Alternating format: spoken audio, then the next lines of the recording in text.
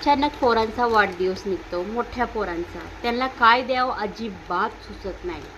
तर मी काय केले माहिती का, मी कुणाला plastic, rubber, pen, pencil, notebooks असं काही देत नाही. मी असं देते की त्यांच्या आयुष्यभर लक्षात राहील. की मी आणला आहे मग, तुम्ही बघू शकता. आणि ह्याच्या खाली आहे ना, सूर्या, तेजू असं नाव लिहिलेलं आहे माझ्या पोरांचं. पण कुणाचा वाढदिवस कधी येईल हे सांगता येत नाही. आणि काय नाव टाकायचं म्हणून पटकन मी सूर्य, तेजूचं नाव टाकत असते. अचानकच बड्डे येतात, पहिलं पण सांगत नाही ते की बड्डे आहे. मग काय एकदम झिरो टाईमाला गिफ्ट काय द्यायचं हे कळत नाही.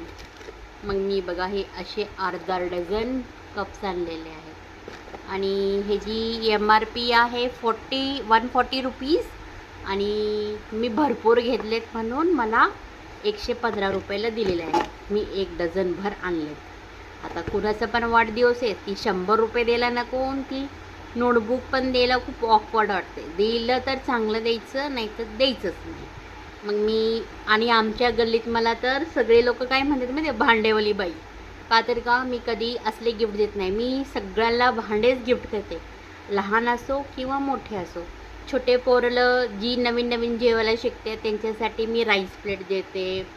आणि जी वयात आलेली पोरं म्हणजे 14-15 वर्षाची पोरांना काय द्यावं काही कळत नसतं, मग मी असे कॉफी मग्स किंवा ती आपले सिरेमिकची मग असतात बघा, तसलं देते. पण मी मला आता सगळ्यांना एकसारखंच आणलं आहे.